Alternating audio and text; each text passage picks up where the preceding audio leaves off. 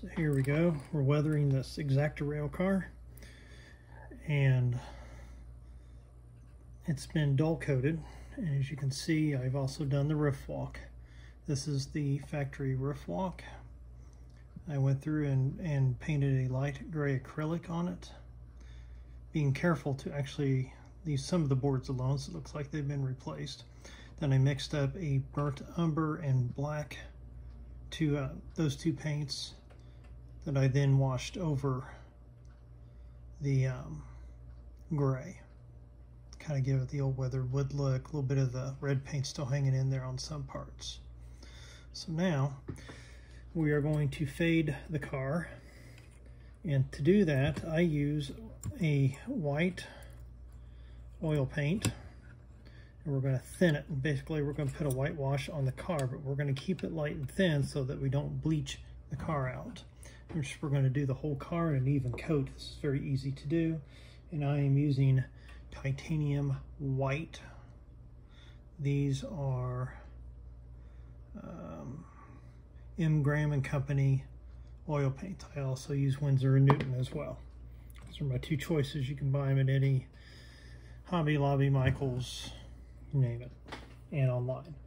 So the first thing I'm going to do is dip my brush in mineral spirits. I got a little jar. I'm going to put a little bit of, just a touch of white on here. And I'm just going to, just like that. I mean, that's it. That's all we've got on there. So here we go. We're going to start washing this on. I'm going to tilt the car so you can kind of see it. So here we go. As you can tell, I'm not really painting it. I'm just basically putting a coat on. I'd rather err on the side of caution and not put on too heavy of a coat. I like oil paint washes because mineral spirits flows better than water, and also because I can go back and rework the paint more if I decide especially if I decide it's too heavy. I don't use a terribly large brush. So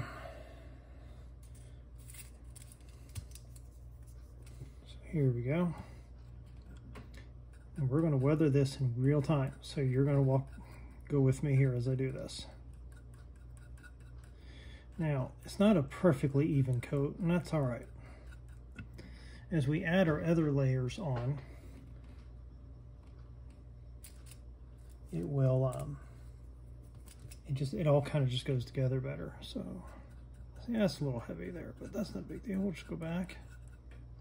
We're going to actually go back and get that in right there. And we're just going to pull some of that off.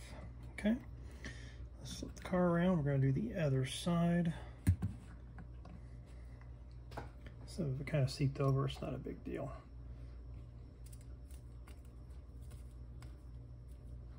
Just get in there a little bit of paint. If you're not sure how much paint is too much, really use very little. It's so easy to go back and add more. This is not a 5-minute weathering job. This is something I would probably spend a couple of weeks doing. Now, I'm not worrying too much. You can tell it's really, you can kind of see the white starting to get on there some. I'm not worrying too much about it because I'll let this dry a bit, and then I'll come back and I'll add a raw umber wash. And what I'll do with that is I'll let it flow into crevices on the roof. At least at this point, I think. There are lots of pictures of these cars on the internet and such. After a while, you decide you want to do something a little bit more make-believe, but it's still something believable. I do refer to pictures, especially to see how a car fades, if there's a particular element of the car that tends to consistently weather in a certain way. So, okay, so there's the roof. Now we're going to go down the sides. This is more of a color fading, so I'm not too worried about trying to simulate how dirt and grime would just wash down the side of a car. So the roof walk is dry, so I'm going to steady the car by it and not touch the roof. I'm just going to nice, smooth brush strokes.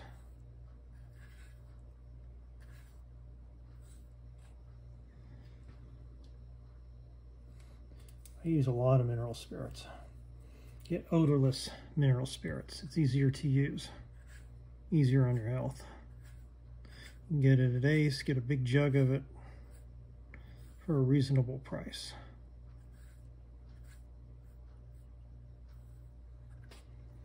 Okay, so the door's still dry. I'm going to try and give you a peek here. If it were dry, you would definitely see a difference. It would look like the boxcar color's fading.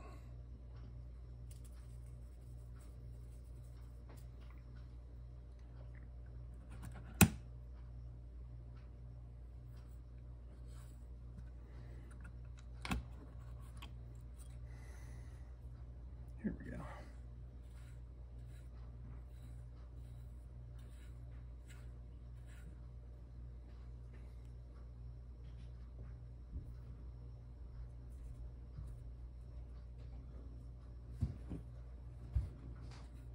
A little too much there. That's all right. We'll just spread it out.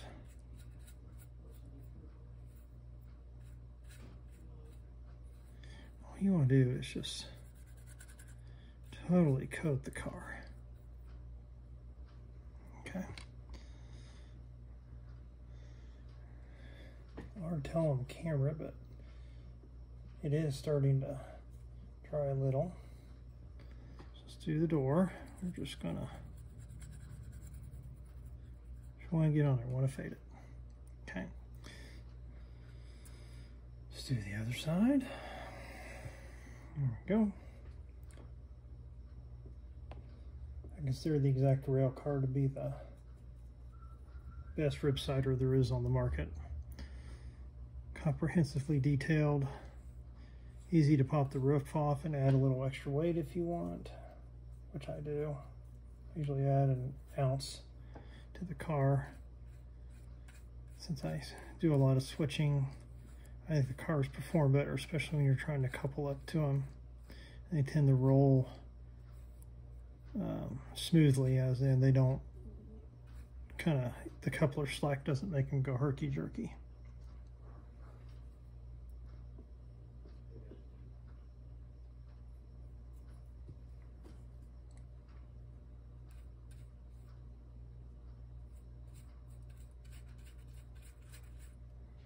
A little bit more white. You could even use a light gray if you want. I just tend to use the white because I go so thin. Here.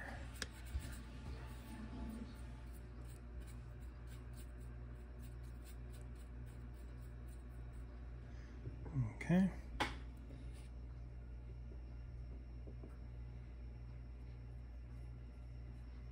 Let's get the door.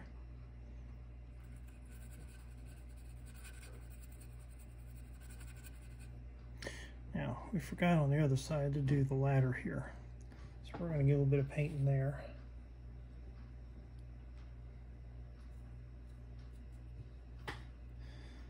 So here we go, trying to so you can see it. I'm just going to get it in there. That's all I want to do.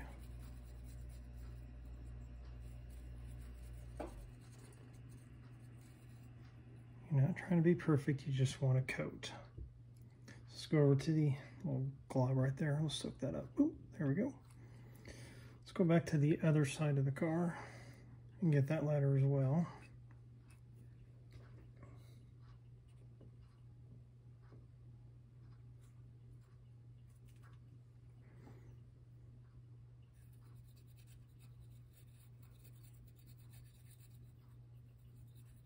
There. And that mineral spirit just flows right through everything. Now to the end of the car. So here we are on the B end.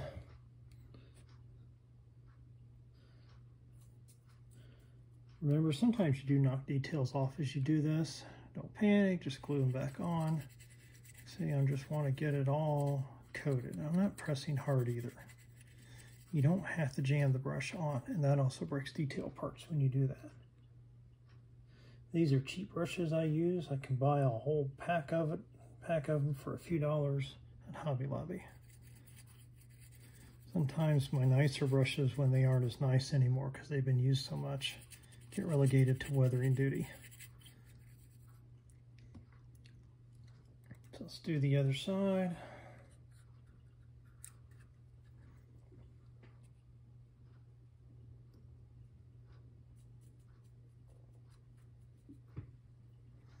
Okay.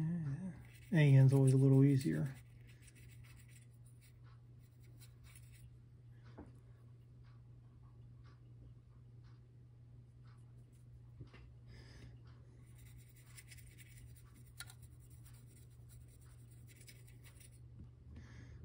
Okay.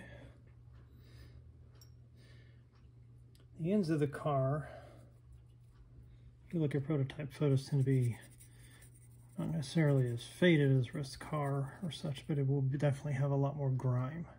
So we throw the weathering colors as well as when we get to the airbrush, then we'll definitely do that. So here we go. This is the first phase of weathering washes. We'll let this dry for a while and then come back and add our raw umber. All right, so our white fade has gotten to the point we can now put our raw umber wash on it. So this is the raw umber I'm using. It is Winsor & Newton raw umber. And I got a little piece of aluminum foil. I always put paint on. You can tell there's just a dab here. Keep in mind, yes, oil paints are a bit more expensive, but a tube of paint will last me at least 2 to 3 years, and I weather a lot of cars. Those that know me know that I weather for other people as well, and still it lasts me a long time. So if you're just weathering for yourself, a tube's going to last you a long time, and the paint will stay good. So we're going to do what we did with the white. We're going to just put a coat on over the whole car. Hopefully see best you can here. So once again, get my brush into thinner. I just keep using the same thinner. I add it as it gets low. It doesn't affect the color, even though I'm using it to thin multiple paints. Get my glasses on here so I can see what I'm doing. And here we go. We're just gonna brush on a coat. This kind of gives the car a little bit of an overall grime. Now yes, it's going to mix a little bit with the white, and that's okay. In real life, your different types of weathering, whether it be dirt, grime, rain, rust, they all mix on the prototype as well. So we are definitely in line here. So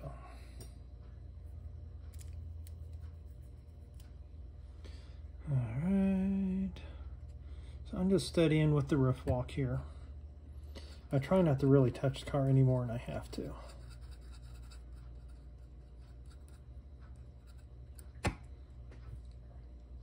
Now, this particular car on my beer line will be hauling malt for Schlitz. On the prototype, they were ribside box cars of the Hiawatha or Olympians lettering, and they had roll-up doors, but I'm not really wanting to modify my cars like that in case I wish to have them for something else. So, but I still stay with the fact that anything that's Hiawatha or Olympian goes into malt service, and that tends to be an older paint scheme, and that's what we go with. The ones with the bigger Milwaukee Road billboard lettering on the side and the large herald, I keep those with Paps for that grain service. So here we go. I'm going to get this. We may come back and give this roof a second coat. We'll see. We're going to get a coat on the roof. We're going to get the sides. I'm going to try and keep the weathering on this car a bit generic.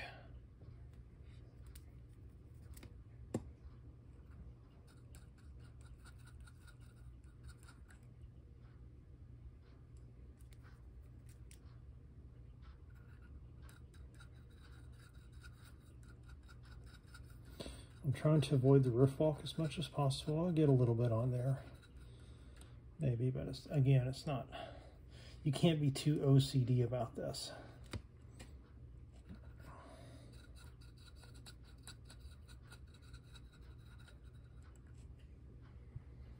Okay, so we're starting to see a little more definition.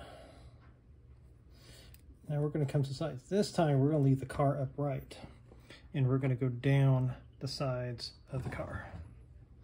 So here we go. I'll try and do this so we can see what we're doing. Just like this. Yeah, just like that. And it'll kind of spread along the ribbing. And we're just going to coat the whole car this way.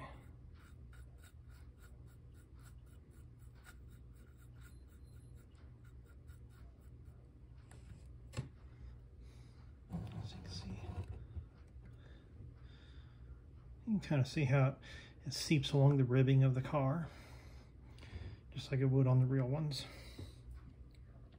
Like a welded seamed or riveted seamed car, those would tend to stain and make rather distinctive lines. In a future project we'll do that. But for a Milwaukee Road staple, that's not going to be the case here.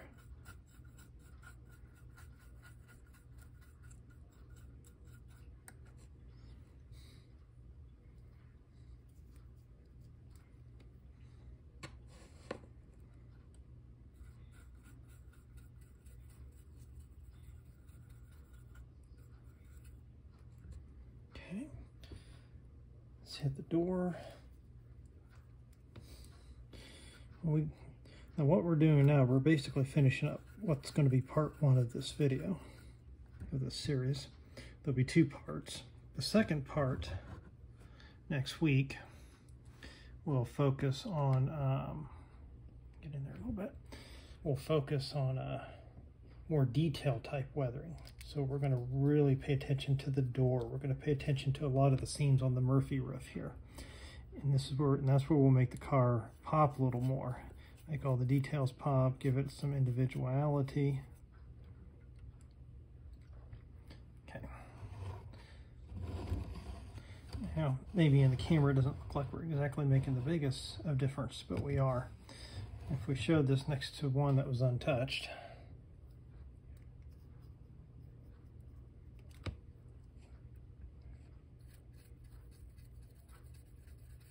you would notice a big difference.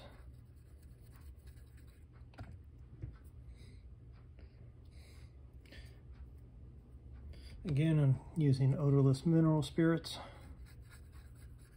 I don't know if it's tasteless, and I don't care to find out.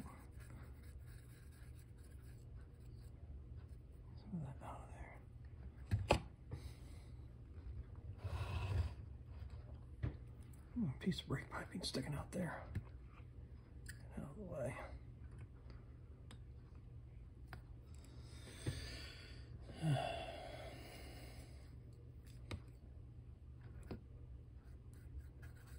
See some of that seeping across there.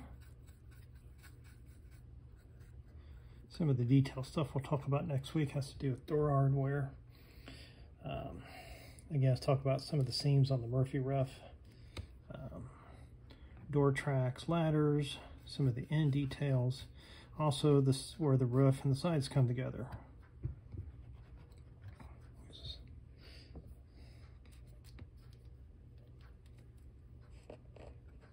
It doesn't take a lot of weathering to get results.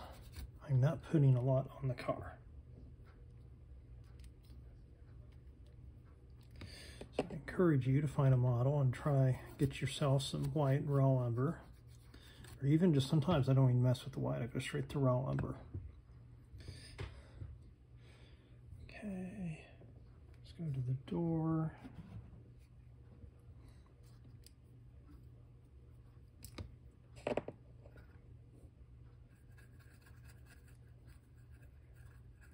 Okay, let's do the ends.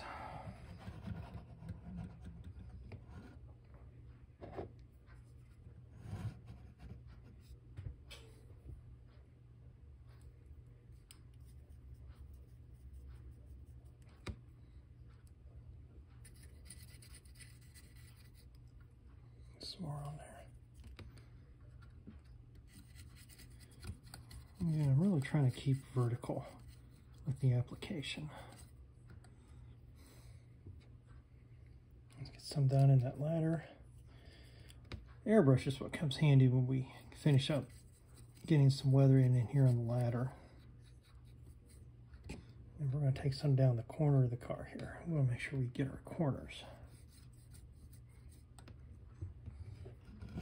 There we go. Sometimes I simulate peeling paint on the roof where paint's come off. Again, on this car, I'm not going to do that. I'm going to keep it kind of straightforward. You want all of your cars to be weathered the same way. You don't want them to all be heavily weathered. You don't want them all to be lightly weathered. You just do one at a time, and that way it helps keep them individual without really trying to be individual. If you think about it, most cars in a freight train, when it passes by, blend. They don't really stand out. Something some people don't necessarily understand. I'll do a weathering job where I really corroded the roof and the different layers of rust and everything, and they say, oh, I should do that on my cars. And no, you don't want that. Okay. Now, we're going to go ahead, and you can kind of see up close here a little bit some of the, I'm going to try and hold the car so you can see a bit. You can see some of the weathering. There. I'm trying to get a grip on this here. So here on the roof, you can start to see where that's making a change. We're actually going to put another coat on the roof. The other side of the car is starting to dry. You can see a little bit of how that's coming out. You can tell it's just like it's, you can see it's just kind of like it's just got grime on it.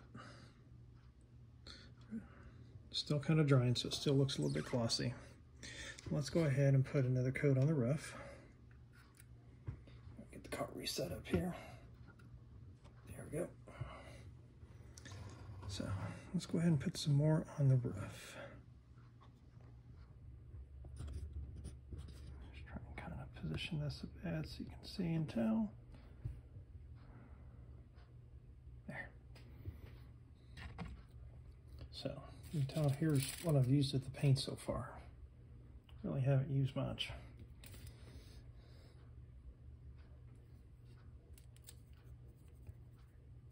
I'm going to actually put a little bit more. I'm going to go a little heavier this time. Really want to coat the roof good. Let's get some more weathering.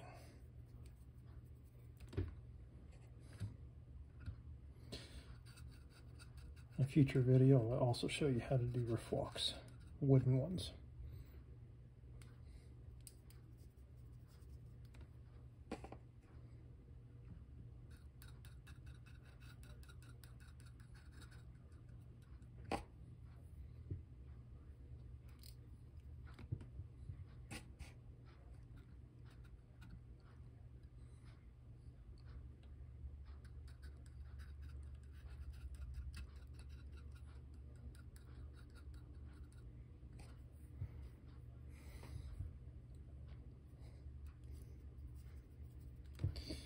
The next part too, I'll talk a bit about mixing your weathering colors.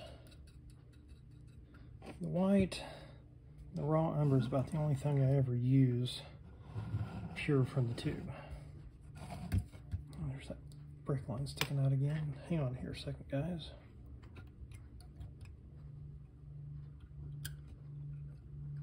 There.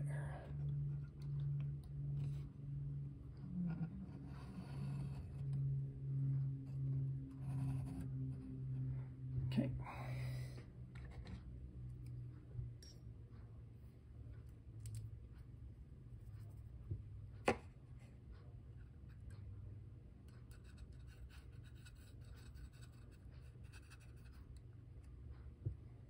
You can see, oh yeah, I'm not doing any precision. I'm just putting some on the brush and I'm brushing on the car. There's no trick. There is no really necessarily skill to this. It's a matter of just doing it.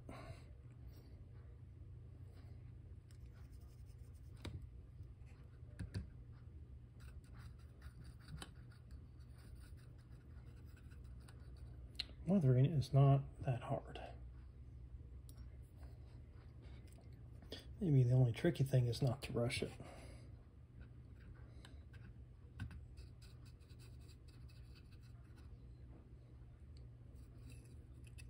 Okay. All right.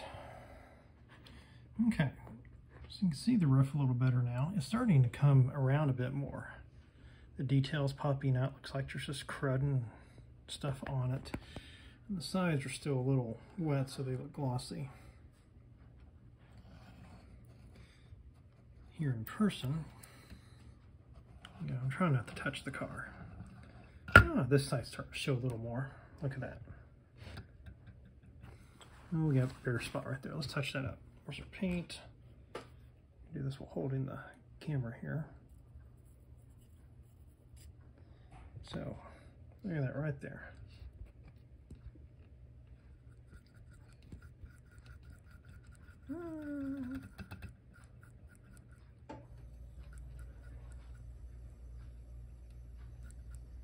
And that'll dry. Looks like a little extra weather in there. It'll dry. And it may look like a little extra weather in there, and if so, then that's how it is. It's fine.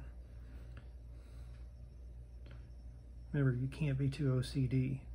So things we'll talk about in the next series and we'll start looking at some of this door hardware here. What we could do to make that pop. And doors always seem to weather a little differently from the side of the cars. We've got the seam up here. You can tell in the detail, there's a little bit of rivet detail and such. So we're gonna take various rustish brownish colors and we're gonna go through there and highlight that. Make it look like there's really a seam there. So that's what it'll be for next time, okay?